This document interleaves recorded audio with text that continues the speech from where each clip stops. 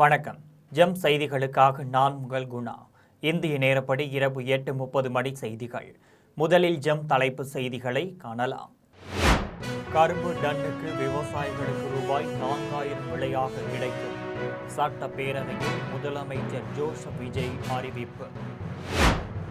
நெல்லை மாமன்றத்தில் whistle அடித்தபடி வந்த தாவேகா கவுன்சிலரை 2 மாதம் suspend செய்து உத்தரவிட்டார் மேயர் ராமகிருஷ்ணன். சபாநாயகர் சட்டத்தின் காவலரா அல்லது மதத்தின் பிரதிநிதியா? தமிழக பாஜக தலைவர் நயினார் நாகேந்திரன் கேள்வி.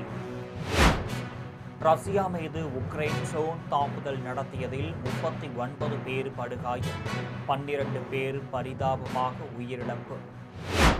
மத்திய பிரதேசத்தில் சாக்கடை கால்வாயில் வேன் அடித்து செல்லப்பட்டதில் 9 பேர் உயிரிழப்பு. இனி விரிவான செய்திகளை காணலாம். மத்திய அரசு வழங்கும் தொகையுடன் தமிழக அரசு வழங்கும் தொகையும் சேர்த்து கரும்பு டன்னுக்கு விவசாயிகளுக்கு ரூபாய் 4000 விலையாக கிடைக்கும் என்று முதலமைச்சர் ஜோசப் விஜய் அறிவித்துள்ளார். தமிழ்நாடு சட்டசபையின் 110வது விதியின் கீழ் நெல் கரும்பு விவசாயிகளுக்கான ஊக்கத்தொகை குறித்து முதலமைச்சர் ஜோசப் விஜய் உரையாற்றினார். அப்போது விவசாயிகளின் நலனை பாதுகாக்கும் நோக்கில் நெல் கரும்பிற்கான ஊக்கத்தொகையை அதிகரிக்க முடிவு செய்து உள்ளோம். சன்ன ரக நெல் குவிண்டாலுக்கு ரூபாய் 280க்கும் பொது ரக நெல் குவிண்டாலுக்கு ரூபாய் 150 உயர்த்தி வழங்கப்படும் என்றும், இதன் மூலம் விவசாயிகளுக்கு நெல்லுக்கான குறைந்தபட்ச ஆதரவு விலையுடன் சன்ன ரக நெல்லுக்கு குவிண்டாலுக்கு ரூபாய் 2750, பொது நெல்லுக்கு குவிண்டாலுக்கு ரூபாய் 2600 கிடைக்கும் என்று முதலமைச்சர் ஜோசப் விஜய் தெரிவித்துள்ளார். மேலும் சர்க்கரை ஆலைகளில் கரும்பு வழங்கும் விவசாயிகளுக்கு மத்திய அரசு 3290 ரூபாய் 50 காசுகள் வழங்குகிறது.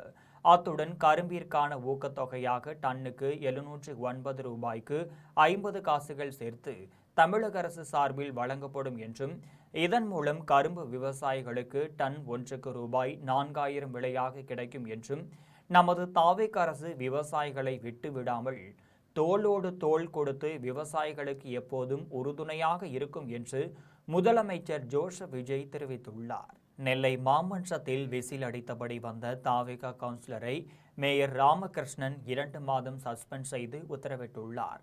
நெல்லை மாமன்ற கூட்டம் இன்று நடைபெற்ற போது தாவேகா கவுன்சிலர் அல்லா பிச்சை என்பவர் தோளில் கட்சி துண்டுடன் விசில் அடித்தபடி உள்ளே வந்துள்ளார். இதற்கு மன்றத்தில் இருந்த உறுப்பினர்கள் சிலர் கடும் எதிர்ப்பு தெரிவித்தனர். மாமன்றத்தில் விசில் அடிக்க கூடாது, மாமன்றத்தில் அதற்கு அனுமதியும் கிடையாது, மாமன்றத்திற்கு என ஒரு மரியாதை உள்ளது என கூறி உறுப்பினர்கள் எதிர்ப்பு கோஷம் எழுப்பினர். அப்போது உறுப்பினர் ஒருவர் மேயரை நோக்கி, இது என்ன கேலி கூத்து, ஒரு முறை விசில் அடித்ததும் அதனை நிறுத்தும்படி நீங்கள் கூறினீர்கள், அவர் கேட்கவில்லை, மறுபடியும் விசில் அடிக்கிறார், நீங்கள் நடவடிக்கை எடுப்பீர்களா இல்லையா என கேள்வி எழுப்பினார். அவருக்கு எதிராக ஒழுங்கு நடவடிக்கை எடுக்க வேண்டும் என்று வலியுறுத்தினார். இதனைத் தொடர்ந்து பேசிய மேயர் ராமகிருஷ்ணன், அவர் இயக்கம் ஒன்றில் இணைந்திருக்கிறார், அதனால் அந்த இயக்கத்தின் சின்னம் பயன்படுத்துவது என்பது அவருடைய உரிமை. ஆனால் இந்த மாமன்றத்திற்கு என மரியாதை உள்ளது என்றும், இதன் வரலாற்றிலேயே இதுபோன்று யாரும் செயல்பட்டது கிடையாது என்றும், அவர் வேண்டுமென்றே செய்திருக்கிறார். 2 முறை எச்சரித்தும் அதனை கேட்காமல் 3வது முறையாக அவர் விசில் ஊதியுள்ளார். அவர் 9, 10 ஆகிய மாதங்களில் கூட்டத்தில் பங்கேற்க முடியாது என கூறி 2 மாதங்களுக்கு அவரை சஸ்பெண்ட் செய்து மேயர் ராமகிருஷ்ணன் அதிரடி உத்தரவிட்டுள்ளார். சபாநாயகர் சட்டத்தின் காவலரா அல்லது மதத்தின் பிரதிநிதியா என்று தமிழக பாஜக தலைவர் நயினார் நாகேந்திரன் கேள்வி எழுப்பியுள்ளார். தமிழக பாஜக தலைவர் நயினார் நாகேந்திரன் எக்ஸ் பக்கத்தில் பதிவு ஒன்றை வெளியிட்டுள்ளார். அதில் உச்சநீதிமன்றமே கருக்கலைப்பு என்பது பெண்களின் அடிப்படை உரிமை என்பதையும், தனது உடல் குறித்து முடிவெடுக்கும் உரிமை மற்றும் தனிப்பட்ட சுதந்திரம் மிக முக்கியமானது என்பதையும் பல வரலாற்று சிறப்புமிக்க தீர்ப்புகளில் உறுதிப்படுத்தி உள்ளது என்றும், இத்தகைய சூழலில் கருக்கலைப்பு ஒரு கொலை என முழக்கமிடும் மத ரீதியான ஊர்வலத்தில் சபாநாயகர் ஜே.சி.டி. பிரபாகர் பங்கேற்பது உச்சநீதிமன்றத்தின் வழிகாட்டுதலுக்கும் நாட்டின் சட்டங்களுக்கும் சவால் விடுவதற்கு சமமாகும் என்று தெரிவித்தார். மேலும் சட்டமன்றத்தின் சபாநாயகர் என்பவர் அரசியல் சாசனத்தை பாதுகாப்பவராகவும் சட்டத்தின் ஆட்சி நடப்பதை உறுதி செய்பவராகவும் இருக்க வேண்டும். ஆனால் ஏற்கனவே சட்டமன்றத்தில் பைபிள் வசனங்களை போதித்து மதச்சார்பின்மைக்கு எதிராக செயல்பட்டதாக கடும் விமர்சனத்திற்குள்ளான ஜேசிடி பிரபாகர் தற்போது மீண்டும் ஒரு மதவாத நிலைப்பாட்டை வெளிப்படையாக ஆதரிப்பது அவர் வகிக்கும் பதவியின் மாண்பை குலைத்திருப்பதாக உள்ளது எனவும், மத அடையாளத்திற்காக பெண்களின் உரிமைகளுடன் விளையாடும் இத்தகைய பிற்போக்குத்தனமான போராட்டங்கள் நவீன சமூகத்திற்கு பெரும் அச்சுறுத்தலாகும் என்றும், நாட்டின் சட்டத்தை விட தனிப்பட்ட மத கோட்பாடுகளுக்கே முக்கியத்துவம் அளிக்கும் சபாநாயகரின் செயல் தமிழகத்தின் முற்போக்கு சிந்தனை மற்றும் சமூக நீதி பாரம்பரியத்திற்கு விடப்பட்ட சவாலாகும் என்றும், சமூக முன்னேற்றத்திற்கு தடையாக இருக்கும் இத்தகைய செயல்பாடுகள் கடும் கண்டனத்திற்குரியவை என்றும் நயினார் நாகேந்திரன் தெரிவித்துள்ளார். ரஷ்யா மீது உக்ரைன் ட்ரோன் தாக்குதல் நடத்தியதில் 12 பேர் உயிரிழந்தனர், 39 பேர் படுகாயமடைந்தனர். உக்ரைன் ரஷ்யா போர் 4 ஆண்டுகளுக்கு மேலாக நீடித்து வருகிறது. இந்த போரில் ஆயிரக்கணக்கானோர் உயிரிழந்தனர். இந்த போரில் உக்ரைனுக்கும் அமெரிக்கா, ஐரோப்பிய நாடுகள் ஆயுதம் உள்ளிட்ட உதவிகளை வழங்கி வருகின்றனர். போர் நிறுத்த முயற்சிகளை அமெரிக்க ஜனாதிபதி ட்ரம்ப் மேற்கொண்டார். ஆனால் முயற்சி தோல்வியடைந்த நிலையில் போர் தொடர்ந்து நடைபெற்று வருகிறது. இந்நிலையில் ரஷ்யாவின் தத்தாரிஸ்தான் மாகாணம் நிஸ்னே காம்ஸ் நகரத்தில் உள்ள குடியிருப்புகள் மீது உக்ரைன் இன்று ட்ரோன் தாக்குதல் நடத்தியது. இந்த ட்ரோன் தாக்குதலில் 12 பேர் உயிரிழந்தனர், மேலும் 39 பேர் படுகாயமடைந்தனர். அரசு அதிகாரிகள் வாங்கும் சம்பளத்திற்கு நேர்மையாக வேலை செய்தால் நாடும் மக்களும் என்றோ முன்னேறி இருப்பார்கள் என்று அரக்கோணத்தில் நடைபெற்ற செயற்குழு கூட்டத்தில் ரயில் பயணிகள் சங்க தலைவர் நைனா மாசிலாமணி தெரிவித்துள்ளார். ராணிப்பேட்டை மாவட்டம் அரக்கோணம் ரயில் பயணிகள் சங்கத்தின் செயற்குழு கூட்டம் தனியார் திருமண மண்டபத்தில் தலைவர் நைனா மாசிலாமணி தலைமையில் நடைபெற்றது. கூட்டத்தில் தலைவர் நைனா மாசிலாமணி உரையாற்றினார். அப்போது ரயில் பயணிகளுக்கும் ரயில் நிலையத்தில் அடிப்படை வசதிகளை முழுமையாக செய்து கொடுக்க வேண்டும் என பலமுறை கோரிக்கை வைத்தும் கோரிக்கையாகவே இருந்து வருகிறது என்றும், அரசு அதிகாரிகள் வாங்கும் சம்பளத்திற்கு நேர்மையாக வேலை செய்தால் நாடும் மக்களும் என்றோ முன்னேறி இருப்பார்கள் என்றும், அரக்கோணம் ரயில் பயணிகள் சங்க உறுப்பினர்கள் அடையாள அட்டையை தவறாக பயன்படுத்தக்கூடாது என்றும், பயணிகள் உரிமைக்கு குரல் கொடுத்தால்தான் நாம் இருக்கிறோம் என்று நயினார் மாசிலாமணி தெரிவித்தார். கூட்டத்தில் தமிழ்நாடு வணிகர் சங்க பேரவையின் ஒருங்கிணைந்த வேலூர் மாவட்ட தலைவர் தேவராஜ் சிறப்பு அழைப்பாளராக கலந்து கொண்டு அனைவருக்கும் அடையாள அட்டை வழங்கினார். இதில் ரயில் பயணிகள் சங்க பொதுச் செயலாளர் தியாகராஜன், துணைத் தலைவர் வெங்கடரமணன், பொருளாளர் ஏகாம்பரம், யஸ்வந்த் ராவ், ராகு, ராஜேந்திரன், சீனிவாசன், சரவணன் உட்பட முக்கிய நிர்வாகிகள் ஏராளமானோர் கலந்து கொண்டனர். தொழிலாளர்களுக்கு எதிராக மத்திய அரசு கொண்டு வந்துள்ள 4 சட்டங்களை திரும்ப பெற வேண்டும் என்பன உள்ளிட்ட பல்வேறு கோரிக்கைகளை வலியுறுத்தி குடியாத்தத்தில் சிஐடியு தொழிற்சங்கத்தினர் சாலை மறியல் போராட்டத்தில் ஈடுபட்டனர். விலைவாசி உயர்வை கண்டித்தும் தொழிலாளர்களின் பல்வேறு கோரிக்கைகளை வலியுறுத்தியும் நாடு தழுவிய மறியல் போராட்டம் நடைபெறுகிறது. அதன் ஒரு பகுதியாக சிஐடியு உள்ளிட்ட தொழிற்சங்கத்தினர் பல்வேறு அமைப்பினர் இணைந்து குடியாத்தம் பழைய பேருந்து நிலையம் அருகில் சாலை மறியல் போராட்டத்தில் ஈடுபட்டனர். போராட்டத்தில் சிஐடியு மாவட்ட துணைத் தலைவர் சரவணன் தலைமை தாங்கினார். போராட்டத்தை மாவட்ட ஒருங்கிணைப்பாளர் சாமிநாதன் தொடங்கி வைத்தார். அப்போது தொழிலாளர்களுக்கு எதிராக மத்திய அரசு கொண்டு வந்துள்ள 4 சட்டங்களை திரும்ப பெற வேண்டும், 100 நாள் வேலை திட்டத்தை காந்தி பெயரிலேயே செயல்படுத்த வேண்டும், பீடி தொழிலாளர்கள் மற்றும் சிறு குறு தொழில்களை பாதுகாத்திட வேண்டும் என்பன உள்ளிட்ட பல்வேறு கோரிக்கைகளை வலியுறுத்தி கண்டன கோஷங்களை எழுப்பினர். இதில் சிஐடியு தொழிற்சங்கத்தினர், விவசாயிகள் சங்க நிர்வாகிகள், தொழிலாளர்கள் உள்ளிட்டோர் கலந்து கொண்டனர். சாலை மறியலில் ஈடுபட்ட அனைவரையும் காவல்துறையினர் கைது செய்ததால் அப்பகுதியில் பெரும் பரபரப்பு ஏற்பட்டது. கடலூர் மாவட்டம் புவனகிரி அருகே தீ விபத்தில் பாதிக்கப்பட்ட இருளர் குடும்பங்களை சட்டமன்ற உறுப்பினர் தமின்முன் அன்சாரி நேரில் சந்தித்து ஆறுதல் தெரிவித்ததுடன் நிவாரணம் வழங்கினார். கடலூர் மாவட்டம் சிதம்பரம் சட்டமன்ற தொகுதிக்குட்பட்ட புவனகிரி அடுத்த ஆதிவராகநல்லூர், பரேகான், தைக்கால், மேப்பேட்டை பகுதிகளில் வசிக்கும் இருளர் இன மக்களின் 16 குடிசை வீடுகள் முற்றிலும் எரிந்து சாம்பலானது.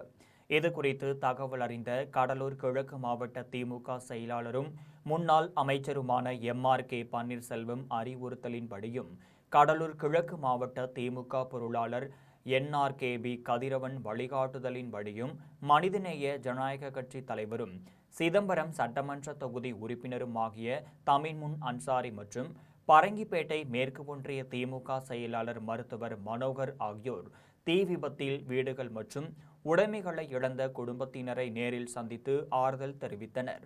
அதனைத் தொடர்ந்து மேற்கு ஒன்றிய செயலாளர் மருத்துவர் மனோகர் ஏற்பாட்டில் முதற்கட்டமாக ஆடைகள் வழங்கினார். நிகழ்ச்சியில் பரங்கிப்பேட்டை மேற்கு ஒன்றிய திமுக நிர்வாகிகள் மற்றும் மனிதநேய ஜனநாயக கட்சி நிர்வாகிகள் பலர் கலந்து கொண்டனர்.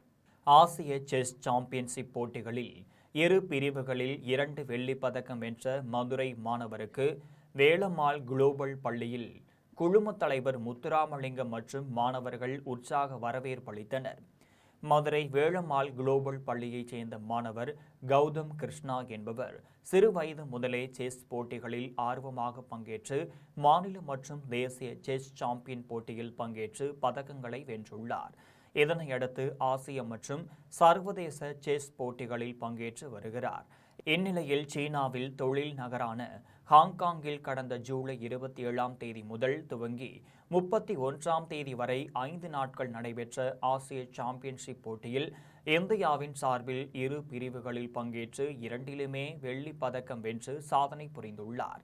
இவர் மதுரை வந்தபோது வேலம்மாள் குளோபல் பள்ளியில் குழும தலைவர் முத்துராமலிங்கம் மற்றும் மாணவர்கள் உற்சாக வரவேற்பளித்தனர். அரக்கோணத்தில் தொழிலாளர்களுக்கு விரோதமான 4 சட்ட தொகுப்பை மத்திய அரசு திரும்பப் பெற வேண்டும் என வலியுறுத்தி சாலை மறியலில் ஈடுபட்ட தொழிற்சங்கத்தினரை காவல்துறையினர் கைது செய்தனர். ராணிப்பேட்டை மாவட்டம் அரக்கோணம் பழனிப்பட்டை பகுதியில் இந்தியர் தொழிற்சங்கத்தினர், தமிழ்நாடு விவசாயிகள் சங்கத்தினர், அகில இந்திய விவசாய தொழிலாளர்கள் சங்கத்தினர் மற்றும் ஜனநாயக வாலிபர் சங்கத்தினர் ரயில் மறியலில் ஈடுபட முயன்றனர்.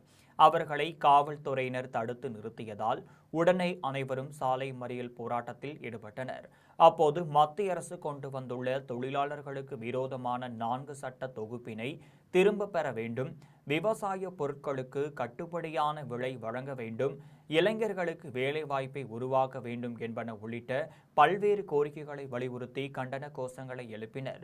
சாலை மறியலில் ஈடுபட்ட 50க்கும் மேற்பட்டோரை காவல்துறையினர் கைது செய்தனர். சட்ட ஒழுங்கு பிரச்சனை ஏற்படுவதற்கு முன்பாக மாவட்ட நிர்வாகம் தலையிட்டு மாதவன்குறிச்சி கிராமத்தில் மக்கள் பயன்படுத்தி வந்த பொது பாதையை மீட்க வேண்டும் என அப்பகுதியைச் சேர்ந்த மால்மருகன் என்பவர் கோரிக்கை விடுத்துள்ளார். தூத்துக்குடி மாவட்டம் திருச்செந்தூர் அருகே உள்ள மாதவன்குறிச்சி கிராமத்தில் 100 ஆண்டுகளாக பொதுமக்கள் பயன்படுத்தி வரும் வண்டிப்பாதை மற்றும் தெருப்பாதையை ஆக்கிரமித்து அடைத்துள்ளதால் பொதுமக்கள் தங்கள் வீடுகளுக்கும் ரேஷன் கடை மற்றும் விஓ அலுவலகம் உள்ளிட்ட பகுதிகளுக்கும் செல்ல முடியாத நிலை ஏற்பட்டுள்ளதாக கூறி மாவட்ட ஆட்சியரிடம் அப்பகுதியைச் சேர்ந்த மால்மருகன் என்பவர் மனு அளித்துள்ளார். மனு அளித்த பின்னர் மால்மருகன் செய்தியாளர்களை சந்தித்து பேசினார்.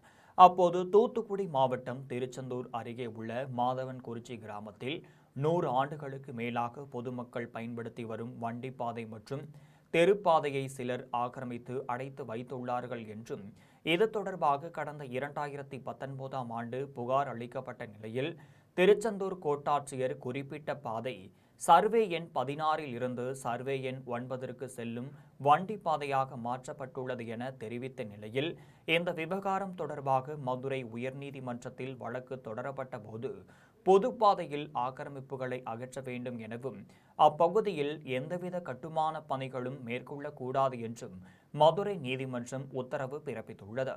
இந்த நிலையில் ஜூன் 6ஆம் தேதி இரவு சிலர் தெருவிளக்கை அணைத்துவிட்டு பொதுமக்கள் பயன்படுத்தி வந்த காங்கிரீட் சாலையை உடைத்து வேலிக்காக கருங்கற்களை நட்டு பாதை அடைத்துவிட்டனர் என்றும் மால்முருகன் தெரிவித்தார்.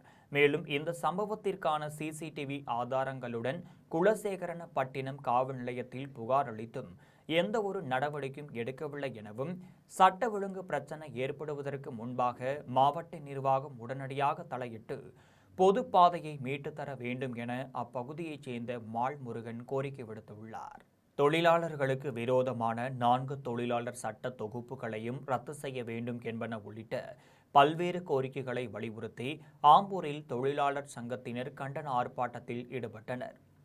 திருப்பத்தூர் மாவட்டம் ஆம்பூர் ரயில் நிலையம் முன்பு மத்திய மாநில அரசுகளின் மக்கள் விரோத கொள்கைகளை எதிர்த்து மார்க்சிஸ்ட் கம்யூனிஸ்ட் கட்சியின் மாவட்ட துணைத் தலைவர் அருள் சீனிவாசன் தலைமையில் கம்யூனிஸ்ட் உள்ளிட்ட அனைத்து தொழிற்சங்கத்தினர் கண்டன ஆர்ப்பாட்டத்தில் ஈடுபட்டனர். ஆர்ப்பாட்டத்தில் 4 தொழிலாளர் சட்ட தொகுப்புகளையும் ரத்து செய்ய வேண்டும், விவசாய மற்றும் தொழிலாளர் விரோத வெளிநாட்டு வர்த்தக ஒப்பந்தங்களை கைவிட வேண்டும், புராண காலகட்டத்தில் ரத்து செய்யப்பட்ட காவேரி ஏற்காடு எக்ஸ்பிரஸ் ரயில்களை ஆம்பூர் ரயில் நிலையத்தில் செல்ல நடவடிக்கை எடுக்க வேண்டும், புதிதாக பாலக்காடு விரைவு ரயிலை நிறுத்திட தெற்கு ரயில்வே நிர்வாகம் நடவடிக்கை எடுக்க வேண்டும், பீடி, டேனரி மற்றும் சுய தொழிலாளர்களுக்கு குறைந்தபட்ச ஓய்வூதியம் 6000 வழங்கிட வேண்டும், வீடு இல்லாத தொழிலாளர்களுக்கு வீட்டுமனை அல்லது அடுக்குமாடி குடியிருப்பில் வீடுகள் வழங்க வேண்டும் என்பன உள்ளிட்ட 11 அம்ச கோரிக்கைகளை வலியுறுத்தியதுடன் என் வளம் இல்லை, இந்த திருநாட்டில் என் கையை ஏந்த வேண்டும் வெளிநாட்டில் என்ற எம்ஜிஆர் பாடல் வரிகளை பாடி கண்டன கோஷங்களை எழுப்பினர். இதில் இந்திய கம்யூனிஸ்ட் கட்சியின் மாவட்ட துணைத் தலைவர் அசைன் உள்ளிட்ட பலர் கலந்து கொண்டனர். கோவையில் கால் மற்றும் கணுக்கால் சிகிச்சைகளுக்கான நவீன தொழில்நுட்பம் குறித்த மருத்துவ கருத்தரங்கம் நடைபெற்றது. கோவையில் கால் மற்றும் கணுக்கால் பாதிப்புகளுக்கான நவீன சிகிச்சை முறைகள் குறித்து சர்வதேச அளவிலான மருத்துவ கருத்தரங்கம் தனியார் ஹோட்டல் அரங்கில் நடைபெற்றது. 2 நாட்கள் நடைபெற்ற கருத்தரங்கில் இந்தியா மட்டுமின்றி அமெரிக்கா, இங்கிலாந்து உள்ளிட்ட நாடுகளைச் சேர்ந்த முன்னணி கால் மற்றும் கணுக்கால் அறுவை சிகிச்சை நிபுணர்கள் பங்கேற்றனர். கருத்தரங்கில் சர்வதேச கால் மற்றும் கணுக்கால் அறுவை சிகிச்சை எலும்பியல் சிகிச்சை நிபுணர்கள் பங்கேற்று தங்களது அனுபவங்களை பகிர்ந்து கொண்டனர். அப்போது தடகளம், கால்பந்து, கிரிக்கெட் உள்ளிட்ட பல்வேறு விளையாட்டுகளில் ஈடுபடும் வீரர்களுக்கு ஏற்படும் கால் மற்றும் கணுக்கால் பாதிப்புகளுக்கான சிகிச்சை முறைகள் முன்னேற்றம் அடைந்துள்ளதாக மருத்துவர்கள் தெரிவித்தனர். கருத்தரங்கில் ஆர்த்தோ 1 மருத்துவமனையின் தலைவரும் நிர்வாக இயக்குநருமான மருத்துவர் டேவிட் வி ராஜன் பேசினார். அப்போது கால் மற்றும் கணுக்கால் அறுவை சிகிச்சையில் ஏற்பட்டுள்ள சமீபத்திய முன்னேற்றங்களை உலகின் முன்னணி மருத்துவ நிபுணர்களிடம் இருந்து இளம் எலும்பியல் மருத்துவர்கள் கற்றுக்கொள்ள இந்த கருத்தரங்கம் சிறந்த வாய்ப்பாக அமைந்துள்ளது என்றும் மருத்துவர் டேவிட் ராஜன் தெரிவித்தார். மேலும் கருத்தரங்கின் மூலம் தடகளம், கால்பந்து, கிரிக்கெட் உள்ளிட்ட பல்வேறு விளையாட்டுகளில் ஈடுபடும் வீரர்களுக்கு ஏற்படும் கால் மற்றும் கணுக்கால் பாதிப்புகளுக்கான மேம்பட்ட சிகிச்சை வாய்ப்புகள் குறித்து மருத்துவர்களுக்கு கூடுதல் புரிதல் கிடைத்துள்ளது என்றும் மருத்துவர் டேவிட் ராஜன் தெரிவித்தார். கோட்டக்குப்பத்தில் சக தொழிலாளியை கொலை செய்துவிட்டு விஜயவாடாவிற்கு தப்பி சென்ற 2 வாலிபர்களை காவல்துறையினர் கையும் களவுமாக கைது செய்தனர். மேற்குவங்க மாநிலம் ஹவுரா பகுதியைச் சேர்ந்த ரஞ்சித் ஜனாவின் மகன் பிரகாஷ் ஜனா என்பவர் திருமணம் செய்து கொண்டு மனைவியை பிரிந்து வாழ்ந்து வந்துள்ளார்.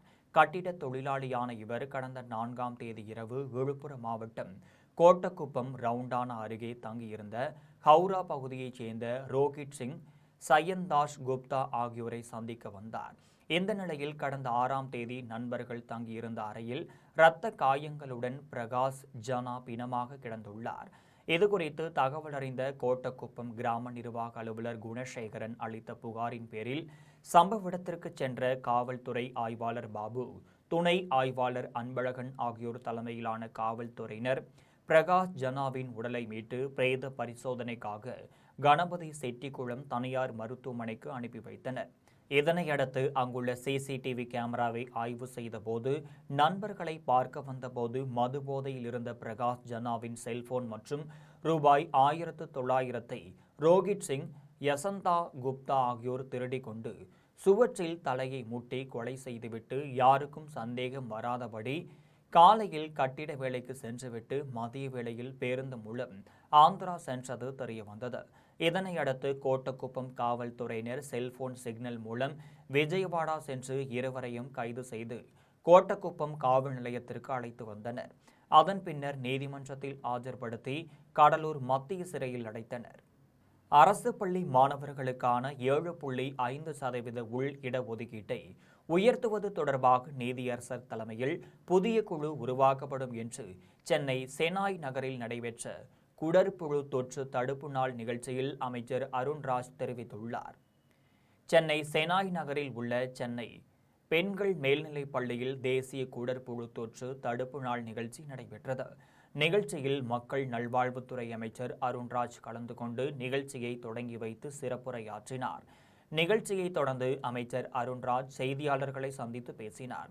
அப்போது தமிழகத்தில் குடற்புழு தொற்று 85% இருந்து 72% குறைந்துள்ளது என்றும், இருப்பினும் 72% என்பது அதிகமான அளவே என்றும், இது குறித்து நாம் சிந்திக்க வேண்டியது அவசியம் என்றும், குழந்தைகள், பெண்கள் மட்டுமின்றி அனைவரும் குடற்புழு தொற்று தடுப்பு மாத்திரையை உட்கொள்வது நல்லது என்றும் அமைச்சர் அருண்ராஜ் தெரிவித்துள்ளார். ஆடி அமாவாசையொட்டி சதுரகிரி சுந்தர மகாலிங்கம் திருக்கோவிலில் முன்னேற்பாடு பாதுகாப்பு பணிகள் குறித்து துணை ஆட்சியர் உட்கர்ஷ் குமார் ஆய்வு செய்தார். ஆகஸ்ட் 12ஆம் தேதி ஆடி அமாவாசையை முன்னிட்டு தமிழகத்தில் உள்ள அனைத்து கோவில்கள், நீர்நிலைகளில் பொதுமக்கள் தங்கள் முன்னோர்களுக்கு வழிபாடு நடத்துவதற்காக கூடுகின்றனர்.